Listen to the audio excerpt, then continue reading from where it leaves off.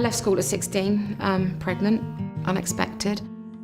It was tough, frightening. How am I going to manage this, do this, be a mum? I was that awkward teenager that defied what your parents said and was like, no, I can do this and I can do it on my own. So I moved out of home, ended up in bed and breakfast for a year. That was awful. I lived in some real squatty places.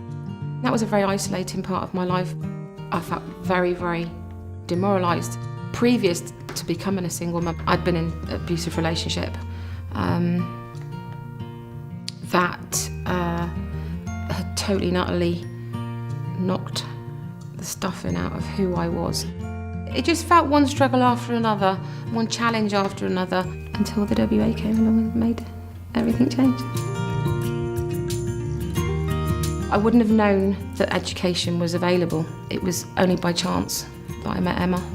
I stood at the school gates in Barton, which is an estate in Oxford. Most people ignored me, but notably Lisa and a couple of friends stopped. I'd been out of education for a long time, so it was a big step to take that first step into the classroom. It was frightening, it was a nervous time, I was very anxious. All I remember is the teacher relationship at school, and I was concerned that it may be that kind of environment. Immediately I felt comfortable and able to speak up. First few sessions, Emma will tell you, I didn't speak up very much at all. I was very quiet, sat in the corner. By the time I finished the course, I was quite happy to put my hand up because my confidence had grown so much. She was really, really nervous. And as the course progressed, I found, she was very intelligent, articulate, and she grew in confidence massively on that course.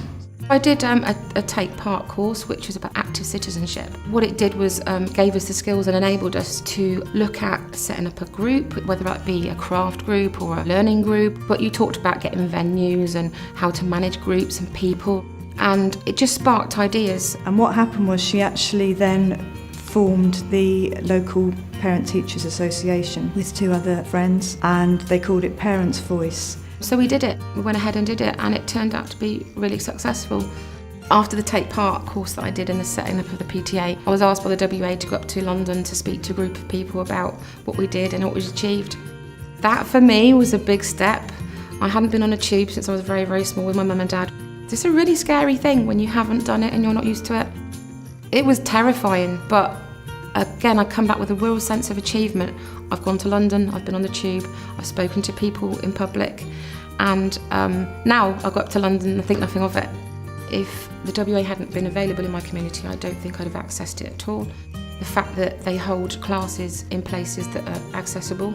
The one I went to is in my children's centre. It's a 2-minute walk from the school, 3-minute walk from my house. It's a safe environment, a place I was familiar with. That made a huge difference to probably whether I made the decision to go or not. I'd say if someone comes up and gives you the opportunity to do a WEA class, take it. It's a chance to improve your life. And not just for yourself, it's for your family, for your communities. It builds your confidence. It's a great way to make friends. There's nothing to lose from trying.